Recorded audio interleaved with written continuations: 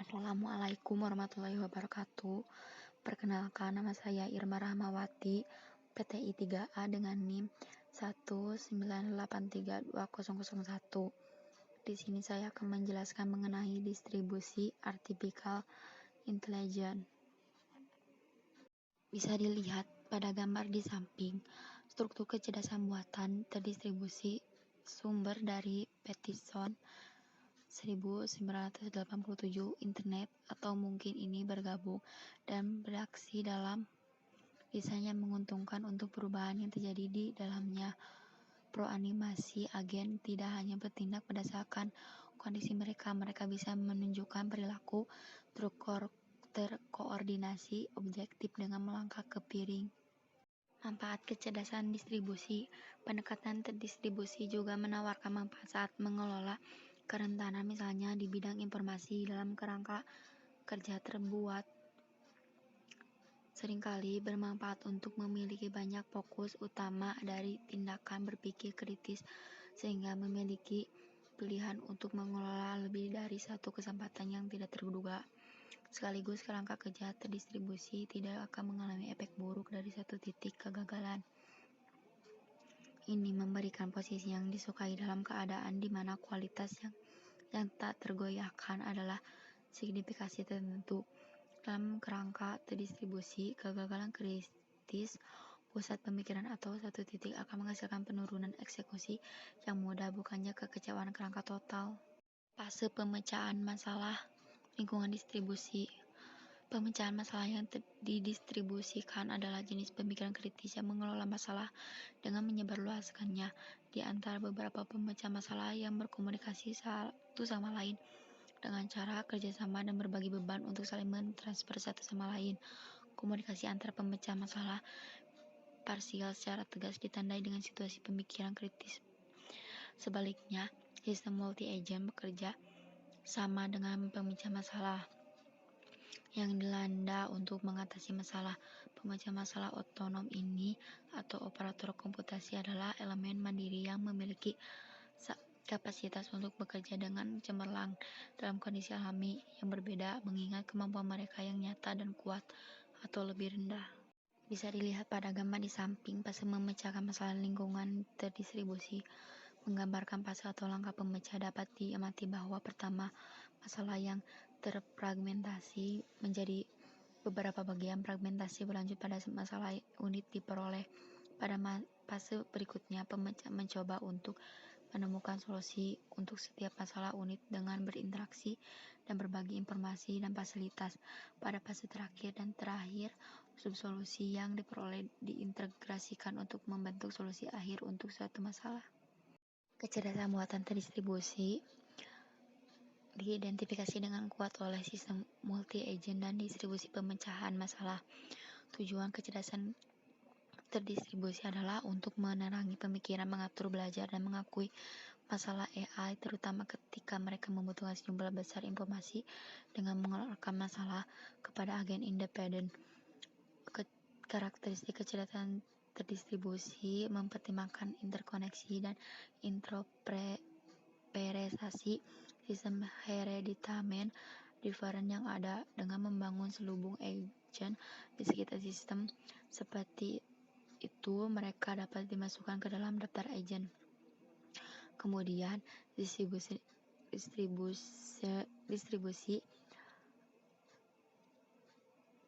kecerdasan meningkatkan eksekusi sistem kerangka kerja secara eksplisit menggunakan komponen dari efektivitas komputasi, ketergantungan, ekstensibilitas, kelayakan, daya tanggap, kemampuan beradaptasi, dan penggunaan kembali.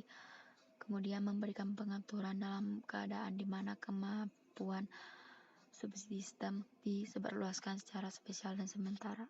Perencanaan distribution AI multi-agent. Perencanaan multi-agent AI agent yang berpartisipasi dalam berkomunikasi dalam beberapa cara mengenai agen, membosankan mereka untuk memahami perilaku. Spesialis umumnya menyusun pengaturan yang menunjukkan semua kegiatan dan komunikasi masa depan mereka untuk mencapai tujuan tertentu.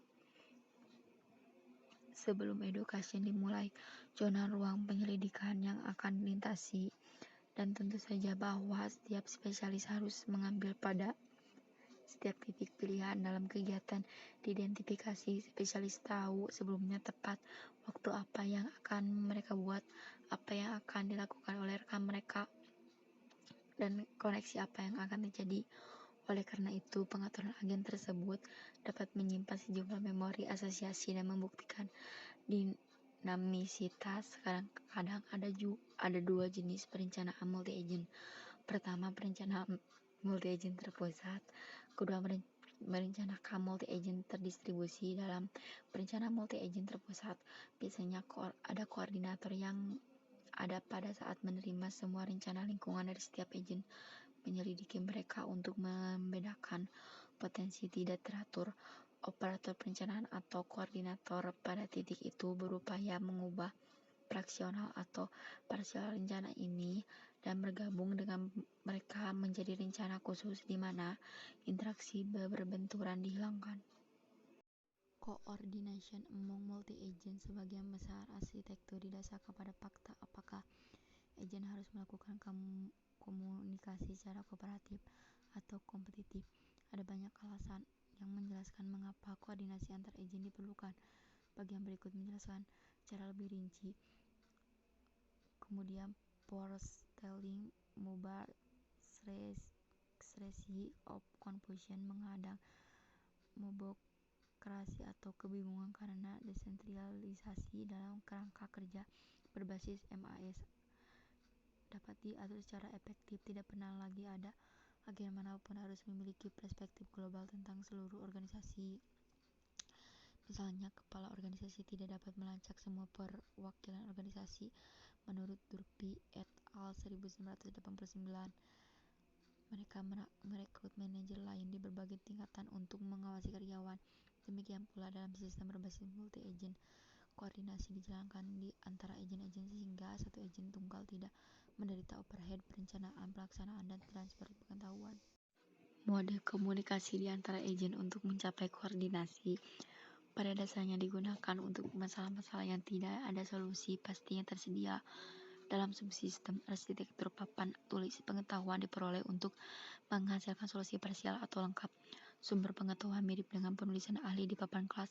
Demikian pula, distribution AI juga membutuhkan informasi dari berbagai sumber untuk memuat basis pengetahuannya untuk memberikan solusi parsial atau tepat. Informasi yang diperlukan untuk menyelesaikan masalah disimpan dalam sumber pengetahuan yang berbeda dan disimpan secara independen.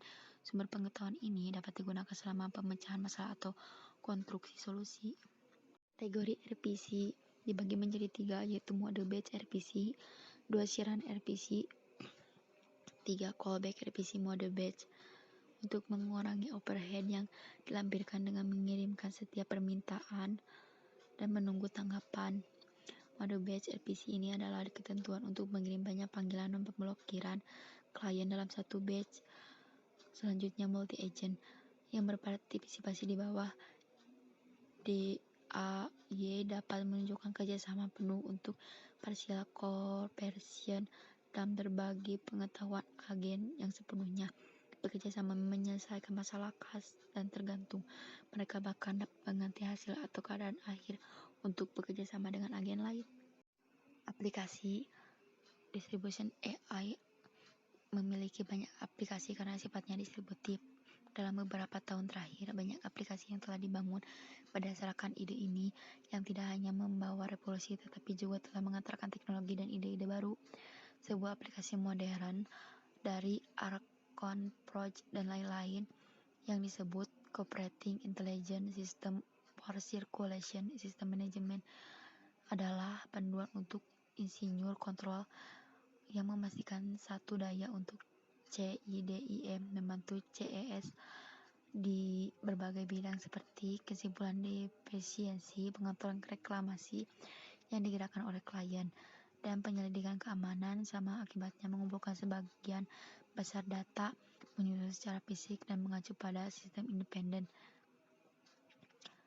yang termasuk dalam aplikasi distribution AI, yaitu sistem telekomunikasi database teknologi untuk pemrosesan pesanan, teknik bersamaan Palo Alto kolaboratif, pemantauan cuaca, penerangan bertenaga matahari dan angka-angka suhu, kemudian kontrol lalu lintas, kecerdasan buatan AI, dan Internet of Things atau IoT. Sekian dari saya, mohon maaf banyak kesalahan. Wassalamualaikum warahmatullahi wabarakatuh.